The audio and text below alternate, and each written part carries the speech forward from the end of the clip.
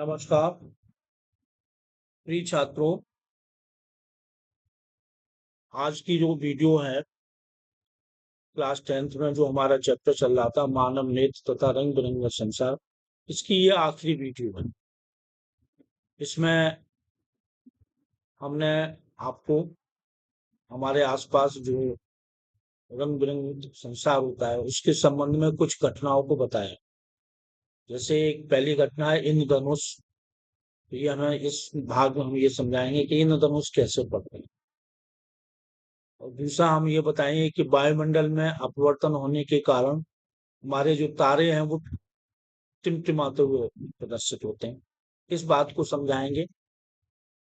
हमारा आकाश जो नीला है ये प्रकीर्णन की घटना पर आधारित है। जबकि आप चंद्रमा पर जाएंगे, जैसा कि सुन रखा होगा कि चंद्रमा पर देखते हैं तो आकाश हमारा वहां पर नीला नहीं दिखाई देता, वहां पर काला दिखाई देता। तो इस तरह की कुछ घटनाएं हैं जो हमारे आसपास हैं।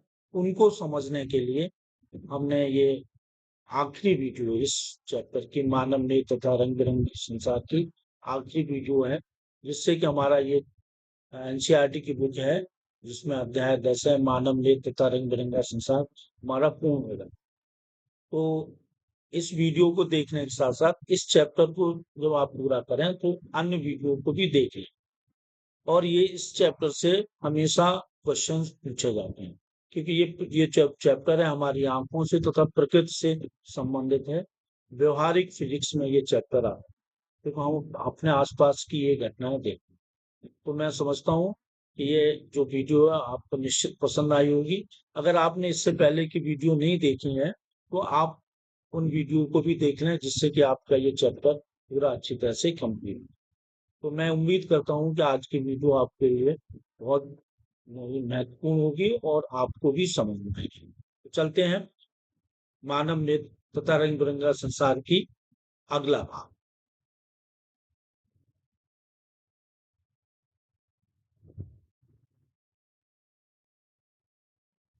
देखिए, इसमें हम सबसे पहले आपको घटना समझाएंगे इंद्रधनुष। जैसा कि आपको दिखाया इंद्रधनुष। जब कभी आपने बरसात के दिनों में आसमान देखा होगा तो कभी इस तरह की 7 रंगों की छटा आपको दिखाई देती है। ये जो दिखाया गया चित्र में ये इंद्रधनुष है। अब ये हम इसका कारण बताएंगे कि इंद्रधनुष कैसे बनता है।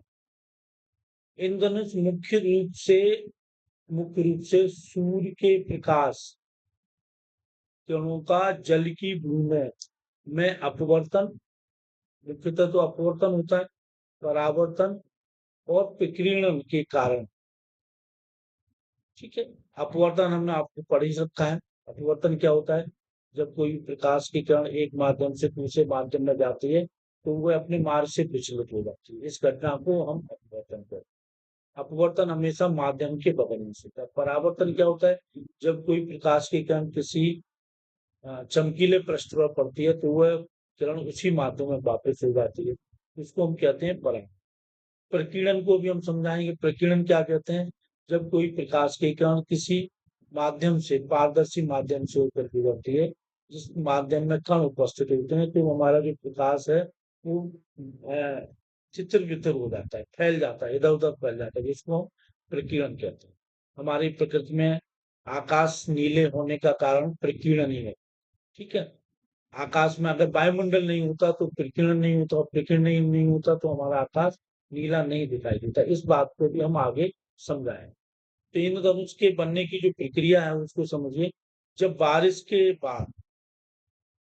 के बाद दौरान सूर्य की किरणें आसमान में स्थित जल की बूंदों पर गिरती जल की बूंदों पर गिरती तो सबसे पहले प्रकाश बिंदु भीतर अपवर्तित होती है। देखिए, होता क्या है, जो जल होता है, जल की बूंदें होती हैं, तो एक छोटे छोटे प्रिंग बना देते हैं, तो अपवर्तित होती हैं। उसके बाद ये प्रकाश बूंद के अंदर प्रतिबिंबित होता है।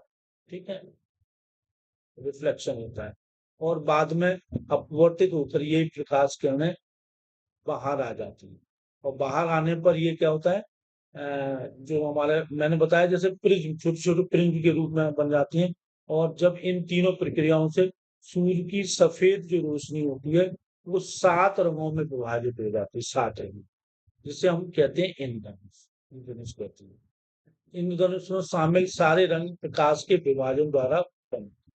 हमने ये अभी आपको बताया था, जब यहाँ से श्वेत प्रकाश डालते हैं जिसमें 7 रंग होते हैं,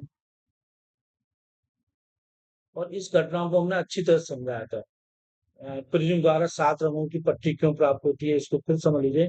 PIBCYO।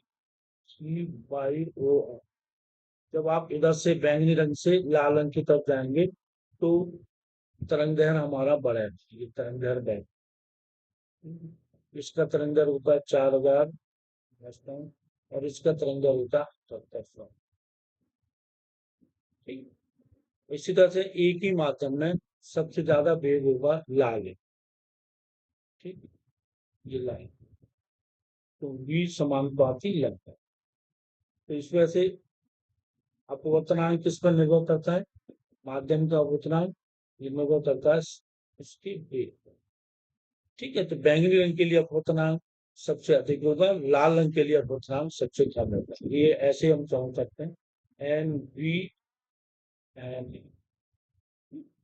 और जो विचलन कोण होता है वो किस पर निर्भर करता है, वो निर्भर करता है, इस वजह से लाल रंग के लिए अपवर्तनांक सबसे अधिक होगा। ठीक है, डेल्टा बैंगनी रंग के लिए सबसे अधिक होगा और लाल रंग के लिए सबसे कम। तो डेल्टा विचलन कोण delta V is greater than delta. ठीक है, तो सबसे बाद में आप देखिए बैंगनी रंग प्राप्त होता है, ये अगर हम देखें तो सबसे ज्यादा होता है, और लाल रंग के लिए सबसे कम। और अन्य रंगों के लिए होता है तो अन्य रंगों की यहाँ पे 60 रंग की पट्टी बनी होती है। तो इस तरह से ये जो इंद्रधनुष है वो अपवर्तन और परावर्तन और प्रकीर्णन तीनों घटनाओं पर आधारित है। अब इसमें हम ये बताएंगे अगले पार्ट में कि तारे जो होते हैं वो हमारे कैसे चिंतन है, तारों का चिंतन है। ये मुख्य रूप से वायुमंडल में अपवर्तन के कारण। देखिए वायुमंडल में क्या होती है, जो हमारी विभिन्न परतें होती हैं, विभिन्न परतें होती हैं, इनके इनका ताप इनका घनत्व अलग अलग, ताप और घनत्व अलग अलग होने के कारण इनके अपवर्तनांक भी अलग अलग।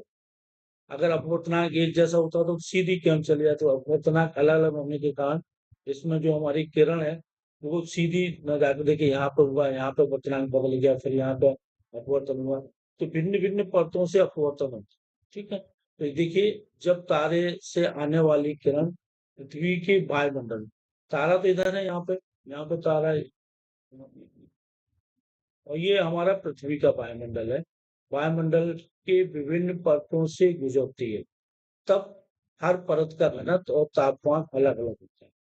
इस कारण वायुमंडल का अपवर्तनांक भी बदलता रहता है और प्रकाश की दिशा भी बदलती रहती है।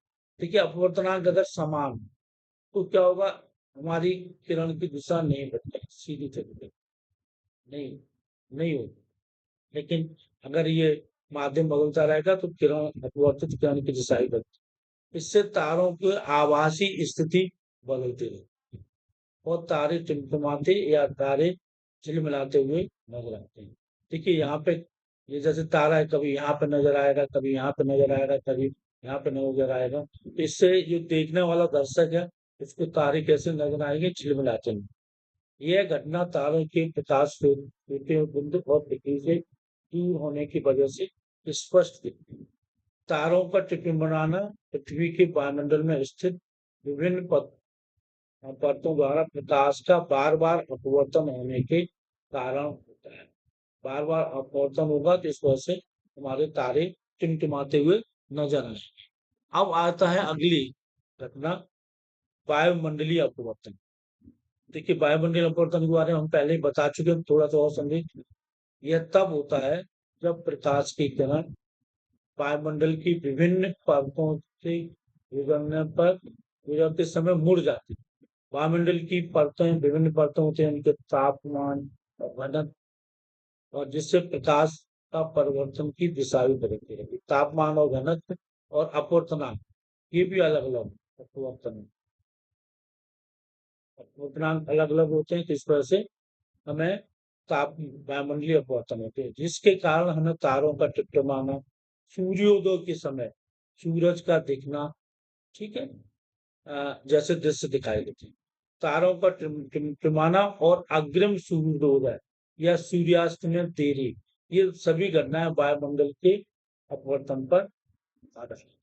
अब एक घटना और होती है जिसकी वजह से हमें प्रकाश नीला दिखाई देता है, उसको हम कहते हैं प्रकीर्णन। उस घटना को हम बोलते हैं प्रकीर्णन। ये देखिए, जब प्रकाश की किरण किसी माध्यम, ये देखिए, जब प्रकाश की किरण किसी माध्यम जैसे हवा, धूल, पानी आदि में उपस्थित सूक्ष्म कणों से टकराता है, तो वह सभी दिशाओं में फैल जाए, जैसे तितर बितर हो जाता है। इस कारण आकाश का नीला रंग नीला होता है और सूर्यास्त के समय लालिमा और टिंडल पैदा।